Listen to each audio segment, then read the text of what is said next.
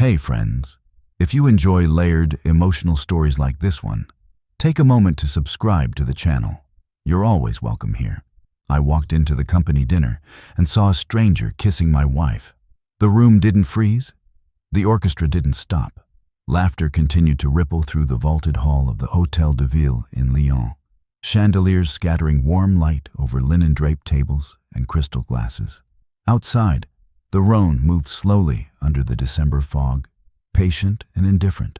But inside me, something ancient and violent went very still. Claire's back was to me. I recognized her immediately.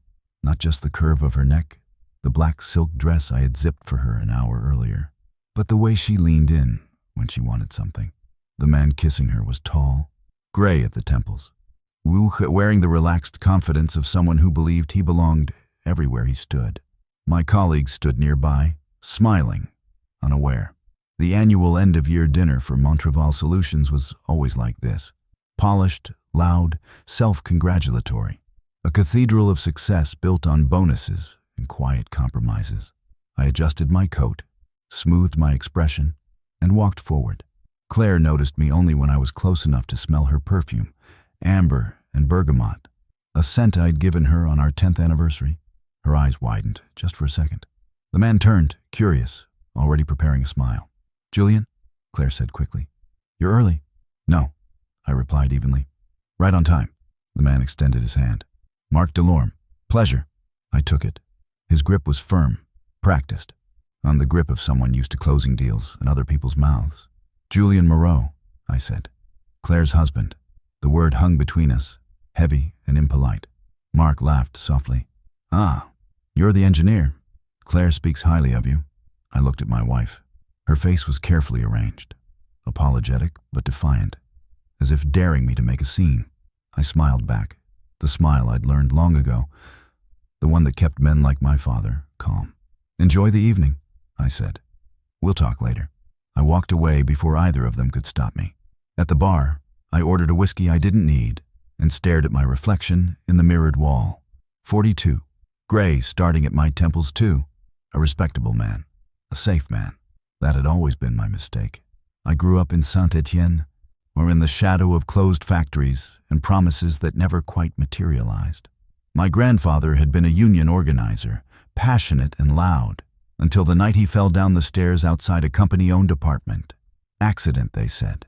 My father learned then that idealism was dangerous. He became cautious, quiet, bitter.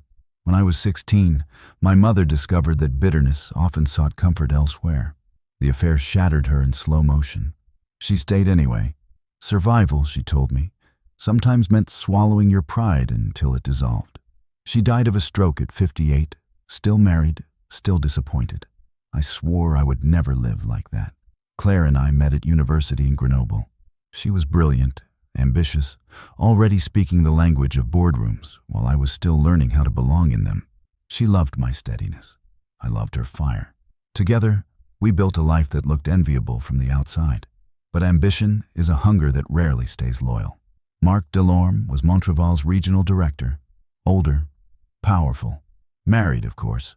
A man who had survived 3 corporate scandals without a scratch. He was also the one who had blocked my promotion twice, smiling apologetically while doing it. That night, I didn't confront Claire. I drove home through the fog, past the illuminated basilica on Fourvière Hill, the city glowing below like a living thing. At the apartment, I sat in the dark and listened to the hum of the refrigerator, the faint sounds of traffic far below. When Claire came home, she didn't apologize. "It just happened," she said, removing her earrings. "You're never around anymore.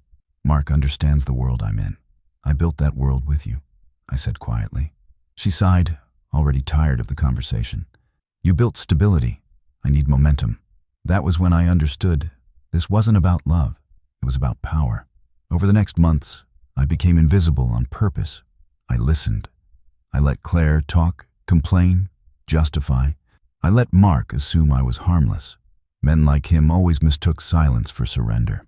What he didn't know, what no one at Montreval knew, was that my department handled data integrity, financial flows, compliance audits, the unglamorous backbone of the company.